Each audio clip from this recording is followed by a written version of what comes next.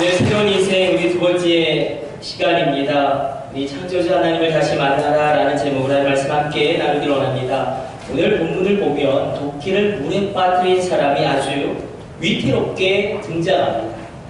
그냥 등장하는 것이 아니라 아주 위태롭게 등장하고 있습니다. 그가 이렇게 탄식합니다. 그가 이렇게 절규합니다. 우리 한번 긴장감을 가지고 이 사람의 탄식과 절규를 한번 읽어보길 원합니다. 우리 5절 같이 합독하도록 하겠습니다. 한 사람이 나무를 벨 때에 새도끼가 물에 떨어진지라 이에 외쳐 이르되 아 내 주여 이는 빌려온 것이니이다 하니, 자 여기 보면 외쳐 이르되라는 표현이 나오고 있습니다. 외치다 이르다 두 가지 표현이 나오고 있죠. 외치다 이르다 아주 둘 다 심각한 표현인 것이 맞습니다. 외치다는 원어로는 차크인데 어떤 때에 이 차크 외치다라는 단어가 쓰여졌다면 전쟁이라든지 기근이라든지 아니면 질병의 상황으로 말미암아 죽음의 문제 앞에서 어찌할 수 없을 때에 그 안타까움으로 부르짖을 때에 내가 어찌할 수 없는 그 죽음의 문제 앞에서 그 부르짖음을 차크에서 외치다라고 굉장히 강렬한 표현을 사용하고 있는 것입니다. 근데 거기에 그치지 않고 또 이렇게 표현되고 있죠. 이르되는 아하의인데 이것은 다른 것이 아니라 비명을 질렀다는 것입니다. 그래서 우리가 다시 한번 우리말로 적용해서 풀어보면 죽음의 절박한 문제 앞에서 어찌할 수 없는 그 죽음의 절박한 문제 앞에 부르짖으면서 안타깝게 비명을 질렀다는 것입니다. 우리가 대번에 드는 생각은 무엇입니까? 아니 뭐 도끼를 물에 빠뜨린 게 뭐 그렇게 대수라고 그렇게 이토록 절규하고 부르짖느냐. 근데 우리가 이 당대의 상황을 살펴보면 이 본문을 아주 정확하게 이해할 수 있습니다. 일단 이 시대의 철은 굉장히 고가의 물품입니다.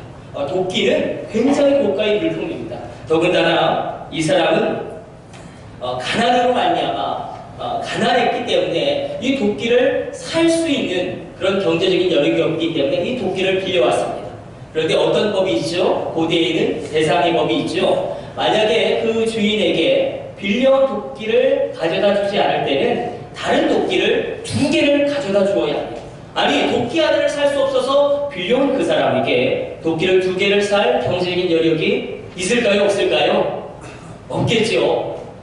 아주 더 심각한 것은 만일 이 배상의 의무를 다하지 못했을 때는 2배로 갚아주는 것을 그 책임과 의무를 감당하지 못했을 때는 자신이나 아니면 자신의 아내나 아니면 자녀들을 종으로 팔려보내야 합니다.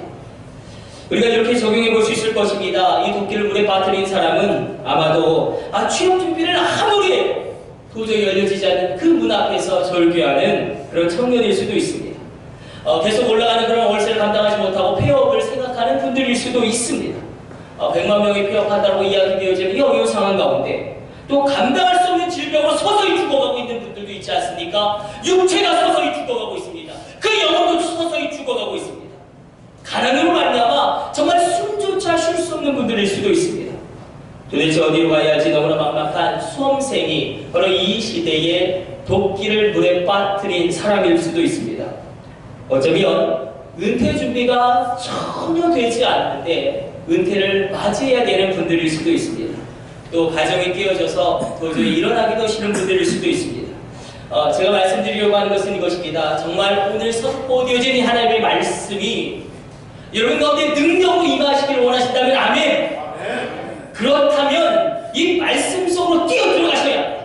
이 말씀에 몰입해 들어가셔야 합니다. 도끼를 물에 빠뜨린 사람이 있었구나 이게 아니라 바로 이 도끼를 잃어버린 사람이 그 도끼를 빠뜨리는 실수를 한 사람이 바로 나다. 이런 위급한 상황이 바로 우리 가정의 상황이라고 받아들이고 그렇게 우리가 나아갈 때에 이 말씀이 여러분에게 능력으로 작동되어지게 될 줄로 믿으시길 축복합니다. 우리 굉장히 어려운 시대를 살아가고 있습니다. 여러분들 어떠십니까? 우리는 인생의 어느 한 지점에서 나는 과연 어디로 가야 하는가?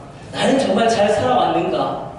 정말 지금 내가 해야 할 것은 무엇인가? 이런 고민 가운데 우리가 서 있을 때가 있습니다. 나 바로 그때가 이제 내가 너의 일생을 여기서부터 다시 시작하겠다라는 하나님의 초청이 여러분의 일생 가운데 초대되어짐을 믿으시길 축복합니다.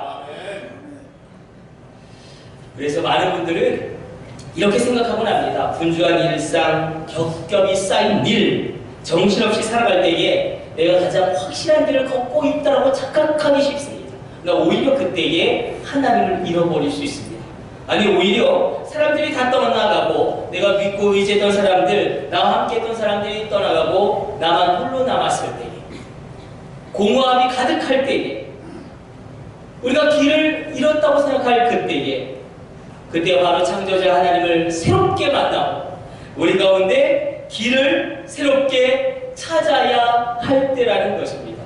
만약에 지금 길을 새롭게 찾아야 할 분이 있다면 오늘 말씀 가운데 하나님 분명한 하나님의 진리의 말씀을 여러분에게 주실 줄로 믿습니다. 도끼를 물에 빠뜨린 이 사람이 그럼 어떻게 일어났는가? 오늘 우리가 한 가지만을 집중해서 달려갈 것입니다.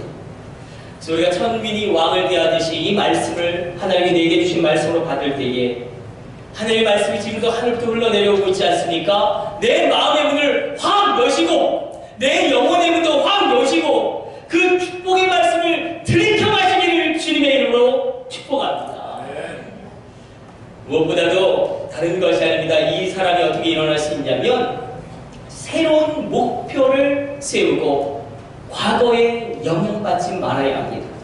자, 새로운 목표, 새로운 비전을 정하셔야 합니다. 그리고 과거의 실패, 과거의 실수에 여러분이 영향받으셔서는 안 됩니다. 다시 말해서 과거를 흘려보내고 하나님을 바라보셔야 합니다. 과거를 흘려보내십시오. 과거의 그 실패와 과거의 상처가 현재에 영향받지 않도록 하셔야 합니다. 우리는 누구나 다 실수하고 실패합니다. 혹시 여러분 계십니까? 하나님, 나는 가정이 다 깨져버렸습니다. 하나님, 도저히 정말로 나의 자녀가 이대로 이렇게 끝나버릴 것 같습니다. 하나님, 나는 취업하자마자 실직 당할 것 같습니다. 이런 실수와 실패, 우리 자녀이 있죠. 도끼를 물에 빠뜨린 이 사람처럼 이런 실수를 우리도 범할 때가 많습니다. 그러나 그때는 다시금 목표를 세우고 비전을 세우고 바로 과거의 실패와 실수에 영향받지 아니함으로 말미암아 그렇게 일어설 수 있다는 것입니다. 지금 도끼를 물에 빠뜨린 이 사람과 여러분 엘리사가 중첩되어져 있습니다. 여러분 엘리사 또한 과거에 실수가 있었죠. 엘리사의 비극이 있죠. 우리가 그래서 엘리사의 비극을 잡아내야지만 오늘 본문을 분명하게 우리가 볼 수가 있습니다. 엘리사의 첫 등장이 중요하죠. 우리가 선지자라든지 예언자라든지 사사라든지 첫 번째 등장이 굉장히 중요합니다.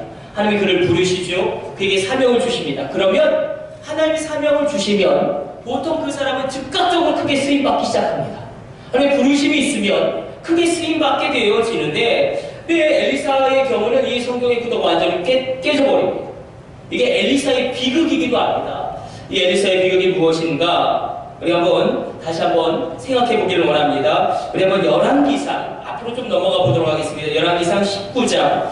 엘리사가 어떻게 첫 번째 성경에 등장하는가? 열왕기상 19장 19절과 20절 말씀입니다. 우리 고민을 가지고 엘리사의 비극이 무엇인가를 우리 한번 잡아내 보도록 하겠습니다. 우리 19절 20절 말씀 같이 합독하도록 하겠습니다. 찾았으면 아멘. 같이 읽습니다. 엘리야가 거기서 떠나 사바스의 아들 엘리사를 만나니 그가 12겨리수를 앞세우고 밭을 가는데 자기는 12째 겨리수와 함께 있더라. 엘리야가 그를 건너가서 겉옷을 그의 위에 던졌더니 여기서 끊어보죠. 엘리야가 그의 겉옷을 던집니다. 이거 굉장한 예언자의 행동이라고 우리가 이야기 되어질 수 있는 예언자의 행동. 내가 너를 이제 후계자로 지목하겠다. 하나님이 너를 나의 후계자로 세웠다. 강력한 콜링입니다. 강력한 하나님의 부르심이에요. 자, 20절도 한번 읽어보도록 하겠습니다. 그가 소를 버리고 엘리야에게로 달려와서 이르되 청하건대 나를 내 부모와 입맞추게 하소서. 그리하노니 내가 당신을 따르리이다. 엘리야가 그에게 이르되 돌아가라. 내가 내게 어떻게 행하였느냐 하니라. 자, 엘리사의 비극이 무엇이냐면 그렇죠. 하나님께 부름받았습니다. 사명을 받았습니다. 그런데 크게 쓰임받지 못합니다. 아니 어떻게 이런 경우가 있는가? 자, 지금 우리는 엘리사의 실수, 엘리야의 비극, 그 엘리야의 과거의 실패를 추적하고 있습니다. 성경에서 하나님이 부르시면 사명을 받으면 그 사명받은 사람은 그 순간부터 쓰임받기 시작하는데 하나님이 들어쓰시죠. 어찌된 영혼인지 엘리사는 분명한 부르심이 있었고 사명을 받았음에도 불구하고 그 이후에 쓰임받지 못합니다. 오히려 엘리야의 후계자로 여겨지면서 쓰임받는 사람은 엘리사가 아니라 미가야입니다. 미가야가 하나님의 엘리사 대신에 미가야를 들어쓰십니다. 엘리야의 후계자가 미가야로 흘러가는 것처럼 성경이 기록되어지고 보여집니다. 미가야가 엘리야 대신에 그 역할을 감당하기 때문에 그렇습니다. 그래서 우리가 왜 그럴까? 우리 고민이 여기에 있습니다. 엘리사의 과거의 실수, 엘리야의 첫 등장을 보게 되면 우리가 하나 읽어낼 수 있는 게 있죠. 엘리사는 지금 주저하고 있음을 우리가 보게 됩니다. 한번 우리가 떠올려 봅시다. 예수님이 제자들을 부르실 때 그 제자들이 즉각적으로 배와 금을 버리고 예수님을 따라 나선 것에 비하면 이 엘리사의 소명에 대한 헌신도가 상당히 떨어지고 엘리사의 소명에 대한 결단이 현저하게 약한 거예요. 바로 이것이 엘리사의 과거의 실수이고 엘리사의 과거의 실패입니다. 그러므로 부르심이 임할 때에 하나님의 사명을 주실 때에 즉각적으로 순종하시길 축원합니다. 부르심이 임할 때는 확실하게 응답해야 한다. 왜냐하면 여러분 주저하면 안 됩니다. 내가 주저하면 하나님의 역사는 제한됩니다. 그런데 엘리사는 다시금 하나님께 크게 쓰임받는 선지자로 세우심을 얻게 되고 다시금 놀랍게 하나님께 들어 쓰임을 받게 되는데 그 전환점을 성경은 아주 자세하게 세세하게 기록하고 있습니다. 지금 우리는 엘리사와 함께 인생의 여정을 걸어가고 있습니다. 도끼를 물에 빠뜨린 사람과 함께 그 인생의 여정을 같이 걸어가고 있습니다. 잘 따라오고 계시죠? 엘리사에게 제2의 인생이 열립니다. 제2의 인생이 열리시기를 원하시는 분은 아멘! 여러분 제2의 인생이 열릴지어다! 제2의 인생이 어떻게 열리느냐? 열왕기상 19장에서 첫 등장하고 쓰임받지 못한 이 엘리사가 열왕기하 2장에서 다시금 재등장합니다. 근데 이번에는 다릅니다. 뭔가 심상치가 않습니다. 그 사명의 전환점, 그 일생의 변곡점을 열왕기하 2장 9절을 찾아가서 우리 한번 읽어보도록 하겠습니다. 열왕기하 2장 9절로 우리 찾아가 보도록 하겠습니다.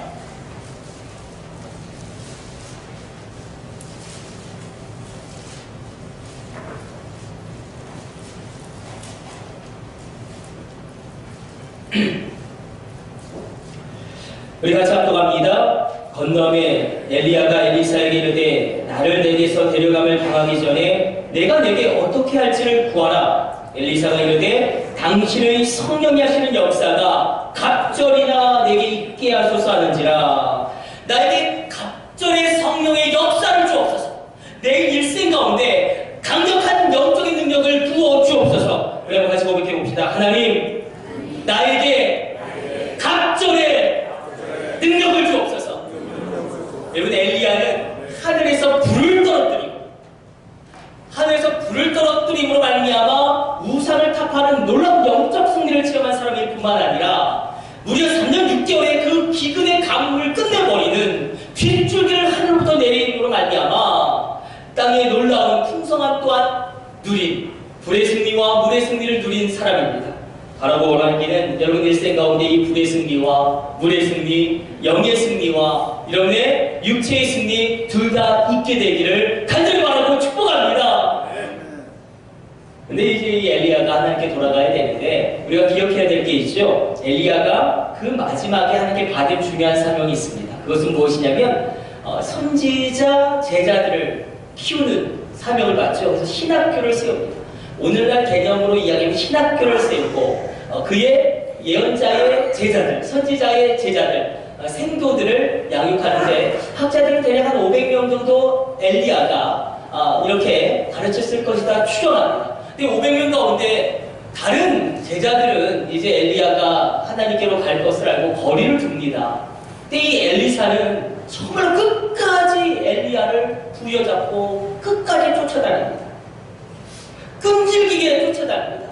길갈, 베델, 그리고 여리고 요단, 끈질기게 따라다닙니다. 장소를 4번이나 옮겼음에도 불구하고 엘리야는 빨리 불말과 불병을 타고 하나님을 만나러 가야 되는데 엘리사는 그렇게 끝까지 따라다닙니다. 그래서 결정적으로 이렇게 묻죠. 하나님이 너에게서 나를 데려가시기 전에 엘리사야, 너는 나에게 정말 무엇을 원하느냐? 자, 하나님 오늘 여러분 앞에 딱 나타나셔서 너는 나에게 무엇을 원하느냐? 이렇게 질문하셨을 때에 물으신다면 여러분들은 무엇이라 대답하시겠습니까? 그때 대답할 간절한 소원이 있으십니까? 한번 점검해 봅시다. 하나님이 나에게 딱 나타나셔서 내가 너에게 무엇을 해주기를 원하느냐? 그때 내가 정말로 간절한 나의 소원, 그 마음의 소원, 아래 그 소원이 있으십니까? 그것이 아니면 내가 사는 것이 아닌 그 마음의 절박한 기도의 제목이 있으십니까? 엘리야가 뭐라고 이야기합니까? 갑절의 성령의 역사를 내게 주옵소서. 당신에게 역사하셨던 그 성령의 역사에 갑절의 역사가 내 일생 가운데 있게 되기를 원합니다. 여러분 무언가 심상치가 않죠? 그러자 엘리야가 정말 깜짝 놀랍니다. 이것이 엘리사의 담대한 기도예요. 이것이 엘리사의 간절한 기도입니다. 우리 가운데도 이와 같은 엘리사와 같은 담대한 기도, 간절한 기도, 분명한 기도가 2018년 이 12월 분명히 여러분 가운데 있게 되기를 축복합니다. 엘리사에게 분명한 비전과 목적이 생깁니다. 갑절의 성령의 역사가 실패한 내 인생 가운데 임하기를 원하나이다. 갑절의 하나님의 능력이 실수한 내 인생 가운데 역사하기를 원합니다. 그 갑절의 능력 가운데 내가 세워지기를 원합니다. 그 갑절의 역사 가운데 내가 새롭게 일어나기를 원합니다. 그 갑절의 능력 가운데 하나님 내가 다시금 하나님께 쓰임받기를 원합니다. 여러분 이 갈망과 이 간절한 기도의 제목이 그의 모든 삶을 완전히 전적으로 새롭게 전진시킵니다. 정말 가장 강력하게 하나님께 쓰임받은 사람으로 오히려 엘리야보다 더 강력하게 하나님께 들어쓰신 사람으로 엘리사가 성경에 기록되게 됩니다. 사실 엘리사의 요구가 너무나 엄청난 것이기 때문에 엘리야가 이렇게 답합니다. 10절로 이렇게 답합니다. 10절 같이 합독합니다. 이르되 내가 어려운 일을 구하는도다. 그러나 나를 내게서 데려가시는 것을 내가 보면 그 일이 내게 이루어지려니와 그렇지 아니하면 이루어지지 아니하리라 하고 엘리야가 말합니다. 너 정말 어려운 일을 나에게 요구하는구나. 그런데 시보리어 원어 문장을 보면 아주 우리가 놓치지 말아야 될 구문이 하나 등장합니다. 그것을 우리가 임구문이라고 이야기되어지는데 임구문은 바로 그것이 불가능한 것임을 암시합니다. 엘리야가 지금 엘리사의 요구에 엘리야가 딱 잘라 거절하는 거예요. 엘리사, 네가 요구하는 것, 갑절의 영광 달라는 그것은 불가능한 일이다. 다시 말해서 엘리사가 엘리야의 능력을 위임받고 그의 선지자직을 계승하는 것은 불가능하다라는 거예요. 엘리야의 판단이에요. 여러분 엘리야의 판단이면 옳지 않겠습니까? 이 믿음의 사람의 판단인데 근데 이것이 중요한데 엘리야가 이어서 이렇게 이야기하죠. 난 만약에 하나님이 너를 내게서 데려가시는 것을 네가 네 눈으로 목격하게 된다면 그 일이 이루어질 것이다. 잘 들어보십시오. 엘리야가 무엇이라고 이야기하냐면 네 마음에서는 불가능한 것이지만 엘리사 너 그 불가능한 것을 이루어지기를 원한다면 너는 반드시 하나님이 하시는 일을 목격해야 한다. 엘리사야 너 정말 그렇게 되길 원한다면 하나님이 하시는 일을 목격해야 한다. 우리 한번 같이 고백해 봅시다. 하나님이 하시는 일을 목격해야 한다. 이 놀라운 말을 이야기합니다. 2018년 마지막 12월 여러분 일생 가운데 정말 하나님이 하시는 일을 목격하게 되시기를 그 특별한 은혜, 그 특별한 축복을 여러분의 두 눈으로 생생하게 확인하게 되어지는 은혜의 역사가 펼쳐지게 되기를 간절히 바라고 원합니다. 하나님이 하시는 일이 보여주셔야 돼요. 여러분의 가정 가운데 하나님이 하시는 일이 보여주셔야 돼요. 여러분의 자녀 가운데 하나님이 하시는 일이 보여져야 합니다. 제가 그래서 곰곰이 어제 저녁에 말씀을 준비하면서 연구해 보았는데 엘리야의 갑절의 영감을 엘리사가 구하죠. 근데 정말로 엘리야는 5개의 놀라운 이적을 행하는데 엘리사는 10개의 놀라운 이적을 행합니다. 엘리사에게 어마어마한 능력이 부어지는데 강력한 영향력을 발휘하는데 여리고 땅은 저주받은 땅이었습니다. 근데 그가 여리고의 물의 흐름을 바꿈으로 말미암아 그 성읍이 살아나고 잉태와 축복이 그 성읍 가운데 회복되어집니다. 거의 1000년 동안 저주받았던 그 성 가운데 놀라운 회복의 역사가 일어납니다. 열왕기하 3장에서는 이스라엘, 유다, 에돔 세 왕이 동맹을 맺고 전쟁하는데 물이 없는 그 상황 가운데 이 엘리사가 물길을 또 열어줍니다. 물의 승리가 임할 거예요. 여러분 가정 가운데 이 물의 승리가 임하게 되길 축복합니다. 축복과 인태의 역사가 다시금 일어나게 되길 축원합니다. 열왕기하 4장에서 수냄 여인에게, 그 가난한 여인에게 그 생계를 있게 하여주는 밀가루가 끊어지지 않는 하나님의 공급하심을 이 엘리사를 통하여 이루어지고, 무엇보다도 죽은 그 수냄 여인의 자녀가, 그 아들이 살아납니다. 여러분의 자녀도, 죽지 못해 살아가고 있는 그 자녀도 하나님이 살리실 것입니다. 일으키실 것입니다. 열왕기하 5장에서는 문둥병에 걸린 나아만을 치유하죠. 여러분의 불치병도 치유될 것입니다. 갑절의 성령의 역사가 임하게 되기를 축원합니다. 근데 놀라운 것은요, 엘리사가요, 이게 굉장히 다른 선지자들과 구별되어진 독특점이에요. 죽은 후에도 기적을 일으킵니다. 이 엘리사가 죽은 무덤에 시체를 던졌어요. 그 죽은 시체가 이 엘리사의 뼈에 부딪히자마자 그 시체가 살아납니다. 바라기는 여러분이 죽더라도 여러분 죽음 후에 남겨진 여러분들의 믿음의 증거로 말미암아 여러분의 자녀가 살아나게 되어집니다. 여러분의 죽음을 초월하여 역사하신 하나님의 기적의 역사가 여러분 가정 가운데 있게 되기를 간절히 바라고 합니다. 왜요? 엘리사에게는 간절한 소원이 있었습니다. 각종의 성령의 역사가 실패한 내 일생 가운데 있게 하여 주옵소서.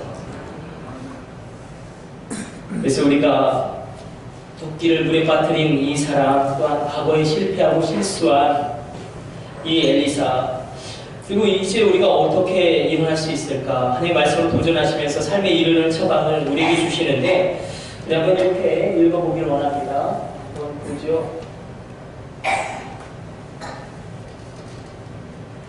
우리 한번 말씀 한번 찾아보도록 하겠습니다. 우리 마지막으로 열왕기상 6장 2절을 읽고 말씀 정리하도록 하겠습니다.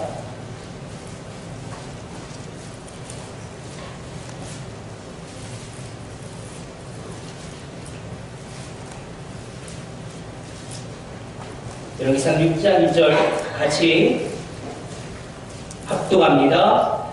우리가 요단으로 가서 거기서 각각 한 제목을 가져다가 그곳에 우리가 거주할 처소를 세우사이다 하니 엘리사가 이르되 가라 하는지라. 자, 여기 뭐라고 써있냐면 거주할 처소를 세우자. 저를 따라서 한번 같이 고백해 봅시다. 같이 읽어봅시다. 새로운 집을 세우는 비전. 네, 다시 한번 저를 따라서 믿음으로 고백해 봅시다. 새로운 집을 지으는 비전을 가지라. 오늘 하나님 우리에게 요구하시는 비전입니다. 오늘 우리에게 말씀하십니다. 오늘 이 아침에 새로운 집을 짓는 비전이 여러분의 비전 되기를 축복합니다. 가정이라는 집을 새롭게 다시금 일으키는 비전, 교회라는 집을 다시금 새롭게 다시 일으키는 비전, 회사라는 집을 다시금 새롭게 일으키는 비전, 내가 경영하는 사업체, 내가 일하고 있는 그 영역 가운데 그 집을 새롭게 다시 일으키는 비전. 근데 이 집을 일으키는 비전을 이루기 위해서 오늘 본문은 세 가지를 이야기하고 있습니다. 우리 간략하게 하나님 말씀 앞에 우리가 보길 원합니다. 무엇보다도 내가 변해야 합니다. 우리 인생을 살다가 단 한 번의 실수로 비참한 인생으로 추락할 수 있습니다. 단 한 번의 실수로 말미암아, 단 한 번의 실패로 말미암아 되돌릴 수 없는 나락으로 떨어질 때가 분명히 있을 것입니다. 그때 우리는 이 어려운 일 앞에 그 실수와 실패로 초래된 인생의 쓰디쓴 상처 앞에서 하지 말아야 할 것이 있습니다. 무엇보다도 자학을 하지 말라고 하나님 우리에게 말씀하십니다. 나는 정말 안 돼. 내 인생은 여기까지. 나는 형편없어. 자학이라는 것은 부정적인 말로 나 자신을 공격하는 것입니다. 그 자학은 나에게 스스로 독을 먹이는 것입니다. 그 자학을 이제 너는 멈추라 라고 주님이 우리에게 말씀하고 있습니다. 또 하나, 불평하지 말라라고 이야기합니다. 불평은 문제를 해결하는 데 전혀 도움이 안 됩니다. 자학이 나를 향한 공격이라면 불평은 다른 사람을 향한 공격일 것입니다. 바로 그 인간 때문이야. 그게 아니라 자학하거나 불평하거나 남을 공격하는 것이 아니라, 왜냐면 그렇게 한다고 하더라도 똑같은 일이 반복되어지기 때문에. 왜냐하면 나의 변화가 없으면 똑같은 일은 반복되어질 것입니다. 내가 변하면 됩니다. 잘 들어보세요. 과거는 바꿀 수가 없어. 과거는 바꿀 수가 없지만 이 현재를 조금만 바꾸면, 이 현재를 조금만 바꾸면 미래가 확 달라지게 될 줄을 믿으시길 축복합니다. 이 현재를 조금만 바꾸면, 이 현재를 조금만 다르게 살면 나의 미래가 확 달라진다고 주님이 오늘 말씀하고 있다는 것입니다. 내 인생의 실수와 실패를 내가 받아들이고 내가 변화되어지면 됩니다. 실수를 통해 실패를 통해서 내 현재를 조금만 바꾸면 미래는 반드시 우리 가운데 열려지게 된다는 것입니다. 두 번째로 이렇게 이야기하고 있죠. 새로운 집을 짓는 비전을 이루려면 창조주 하나님을 의심하지 말아야 합니다. 의외로 우리가 창조주 하나님을 굉장히 많이 의심합니다. 자, 도끼가 물 위로 떠오른다. 자연의 법칙을 어기는 현상이죠. 비과학적인 일입니다. 엘리야가 불말과 불병거를 타고 하늘을 돌파하며 하나님께 이르른다. 에이, 신화적인 이야기죠. 신화적인 이야기가 기록된 것이죠. 이렇게 받아들이면 안 됩니다. 우리는 이 과학의 시대를 살고 있지만 과학을 굉장히 맹신합니다. 사실 과학이라는 것은, 우리 웨슬리 후예죠. 웨슬리는 참 그랬습니다. 이 과학을 하나님이 주신 일반 은총으로 이야기했어요. 하나님이 주신 의료라든지 의사라든지 하나님이 주신 일반 은총이에요. 그래서 우리가 아프면 병행해야 되겠죠. 기도하고 치료도 받아야 돼요. 왜냐하면 그 의료라는 것도 하나님의 일반 은총이기 때문에. 그런데 문제가 되는 것은 우리가 과학을 맹신합니다. 모든 것이 다 과학적으로 설명되지 않습니다. 의외로 과학적으로 설명되지 않는 너무나 많은 자연 현상들이 너무나 많습니다. 극단적인 예를 들어서 우리 한번 우주를 생각해 봅시다. 우주의 팽창과 우주의 크기. 먼저 이렇게 한번 생각해 볼까요? 베드로후서 3장 8절 보니까, 사랑하는 자들아, 주께서는 한 날이 천일 같고 천날이 하루 같다라고 이야기하고 계시죠. 우주의 시작은 과학자들께 추정하죠. 근거도 정확하진 않아요. 그러나 그렇게 추정하는 거예요. 그리고 그게 아니면 우주라는 게 설명이 안 되니까 지금부터 138억 년 전에 빛의 엄청난 폭발이 있었다는 거예요. 빛의 폭발이 빵 있어서, 그래서 그게 폭발하면서 우주가 팽창하기 시작하는데, 이 우주가 지금도 팽창하고 있죠. 이건 우리가 과학적으로 입증되고 있죠. 우주는 지금도 팽창하고 있죠. 138억 년 전에 폭발한, 빛의 폭발로 이 폭발한 우주가 지금도 팽창하고 있어요. 이걸 우리가 빅뱅 이론이라고 이야기하지 않습니까? 근데 우주의 크기는 우리가 상상하는 것보다 훨씬 더 광활합니다. 여러분, 태양에는요, 지구가 100만 개가 들어가요. 이 태양계, 빛을 스스로 내는 항성들. 그런데 우리가 속한 이 은하계에만 해도 빛을 스스로 내는 이 태양과 같은 항성들이 2천억 개가 넘습니다. 특별히 플룩스, 그리고 리겔, 베텔게우스, VV 세페 이런 거는요, 태양의 100만 배 커요. 근데 무조건 크다고 좋은 게 아니죠. 만약에 태양이 지금보다 조금만 더 크면 우리는 다 죽습니다. 만약에 태양이 지금보다 조금만 더 작으면 우리는 다 얼어 죽습니다. 그래서 과학자들도요, 과학이 발전한 나라일수록 진화론과 더불어 진화론의 약점들이 너무나 발견이 많이 되고 있기 때문에 창조론을 교과서에 실는데, 물론 세속주의가 있기 때문에 창조론이라고 이야기하지 않고 디자인 이론이라고 이야기하죠. 디자인 티어리라고. 어떤 절대자, 그게 외계인일 수도 있고, 예? 우주인일 수도 있고, 어떤 절대자가 우주를 디자인했다라는 거예요. 그렇지 않고서는 해석이 안 되는 현상들이 너무나 많이 일어나고 있기 때문에. 여러분, 우리가 속한 은하계는 우리와 같은 태양계가 2천억 개가 넘죠. 그리고 우주에는요, 2천억 개의 은하계가 있습니다. 2천억 개의 은하계가 있는데, 그리고 그것만 있으면 되는데, 여러분도 헷갈리시죠? 저도 헷갈리는데, 여러분, 블랙홀이 있고, 블랙홀을 이어주는 웜홀이 있고, 또 화이트홀이 있습니다. 블랙홀은 모든 걸 다 빨아들여요. 시간도 빨아들여요. 별도 빨아들여요. 그게 웜홀을 통과하면서 화이트홀에서 뱉어지는데, 화이트홀에서 막 새로운 별들이 또 생성됩니다. 그래서 2천억 개의 별만 있는 게 아니라 지금도 막 별이 생성되어지고 있어요. 근데 이 블랙홀과 화이트홀이 한 개만 있는 게 아니라 이게 또 수천억 개가 있다는 거 아니겠습니까? 있습니까? 또 블랙홀도 그냥 블랙홀이 있고 회전하는 블랙홀이 있고, 이건 아무도 과학적으로 설명할 수 없습니다. 도대체 왜 우주가 그렇게 팽창하고 있는지, 도대체 그렇게 팽창하게 하는 힘은 무엇인지, 에너지는 무엇인지, 아니 도대체 블랙홀을 통하여 왜 이렇게 빠져들어가고 화이트홀을 통하여 왜 별들에게 수많이 생성되어지고 있는지, 왜 태양계는 항상 2천억 개, 4천억 개가 있고 은하계 같은 그런 은하계가 또 우주에는 2천억 개, 4천 개가 있고 또 왜 별들이 이렇게 생성되어지고 있는지, 도대체 138억 년 전에 빛의 폭발로 팽창하고 있는 이 우주 밖에는 도대체 무엇이 있는지, 이게 과학적으로 설명이 될까요? 근데 우리는 알 수 있죠. 사도 바울이 첫 번째 안을 이 대기권이라는 스카이를 지나, 두 번째 안을 우주라는 스페이스를 지나, 세 번째 안을 헤븐 천국에 이르르지 않습니까? 세 번째 안을 삼층천에 이르르는데 우리는 알 수 있죠. 그 팽창하는 우주 밖에는 천국이 있을 것이다. 그리고 이사야서를 보니까 하나님의 보호자는 북쪽에 자정하고 있다고 말씀하시니까 하나님의 보호자는 북쪽에 있을 것이다. 시간과 공간과 우리가 생각하는 원리들이 이 지구 밖에서는 전혀 다르게 전개된다는 것입니다. 어떤 과학자는 또 이렇게도 이야기하더라고요. 우주는 11차원이다. 11차원이다. 복잡하다는 거죠. 오늘 엘리사가 우리에게 전개하는 것은 무엇이냐면 창조주 하나님을 의심하지 말라는 것입니다. 정말 창조주 하나님, 하나님 나의 창조주이심을 믿으십니까? 내가 우연히 이 땅 가운데 던져진 존재가 아니라 하나님이 나를 분명한 목적을 가지고 이 땅 가운데 보내셨다는 이 창조의 믿음, 창조의 신앙이 있으십니까? 그 하나님이 얼마든지 지금도 살아계셔서 역사하시고 얼마든지 새로운 창조의 역사를 내 일생 가운데 이루어지실 수 있다는 이 믿음이 정말 있으십니까? 여러분, 새롭게 되시길 원하신다면 아멘. 하나님이 그렇게 새롭게 하실 수 있는 전능하신 살아계신 저와 여러분의 아버지 되시는 창조자 하나님이심을 기뻐하시길 축복합니다. 마지막으로 어떻게 새로운 집을 세울 수 있는가? 우리 마지막 세 번째는 이렇게 열정을 회복하라라고 정리할 수 있을 것입니다.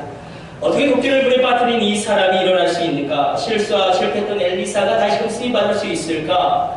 바로 열정을 회복하라는 것입니다. 우리 열왕기하 6장으로 넘어와서 6절과 7절 말씀 우리 같이 합독하고 말씀 정리하도록 하겠습니다.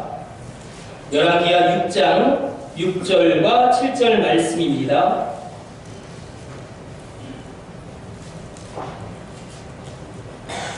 같이 합독합니다. 하나님의 사람이 이르되 어디 빠졌느냐 하매 그곳을 보이는지라. 엘리사가 나뭇가지를 베어 물에 던져 새 도끼를 떠오르게 하고 이르되 너는 그것을 집으라 하니 그 사람이 손을 내밀어 그것을 집으니라. 집을 다시 새롭게 지으려는 비전을 가지고 있을 때에 집을 짓는데 가장 중요한 연장 도구는 도끼입니다. 마찬가지로 비전을 이루는데 가장 중요한 연장 도구는 열정. 그러므로 이 도끼를 잃어버린 순간 새로운 집을 지으려는 비전, 그 모든 것이 어려워지죠. 이 새로운 비전을 이루려는 열정이 사라져버렸다는 것입니다. 비전을 이루는 중요한 연장 도구가 열정이다. 그런데 우리가 어떻게 낙심 가운데 이 열정을 다시금 회복할 수 있을까? 엘리사가 그 도끼를 잃어버린 그 장소에서 다시 도끼를 떠오르게 하고 이 사람에게 명령하죠. 도끼를 잡으라! 하나님은 우리에게 다시금 명령하십니다. 도끼를 잡으라! 다시금 죽은 열정을 일으켜라! 그런데 우리도 열정적으로 세상을 살고 싶지만 왜 열정이 일어나지 않는가? 우리가 이것을 마지막으로 집중하기로 합니다. 이 사람은 도끼가 물 위로 떠오르는 하나님이 하시는 일을 목격합니다. 여러분, 정말 낙심 가운데 열정을 회복시키고 싶으시다면 하나님이 하시는 일을 목격하시면 마치 모세가 모래바람에 비전도 다 날아가 버리고 모래바람에 그 가능성도 모두 다 날아가 버렸을 때에 떨기나무 가운데 타지 않은 불로 임하시는 하나님이 하시는 일을 그가 목격하였을 때에 다시금 40년 전에 죽었던 열정이 일어났던 것처럼 이 정말 실패한 이 사람이 도끼가 물 위로 떠오르는 하나님이 하시는 일을 목격함으로 말미암아 그 열정이 되살아났듯이 우리가 정말 하나님이 하시는 그 일을 바라보게 될 때 우리 가운데 열정이 회복되어지게 될 줄로 믿습니다. 그 열정의 물이 회복되어지시길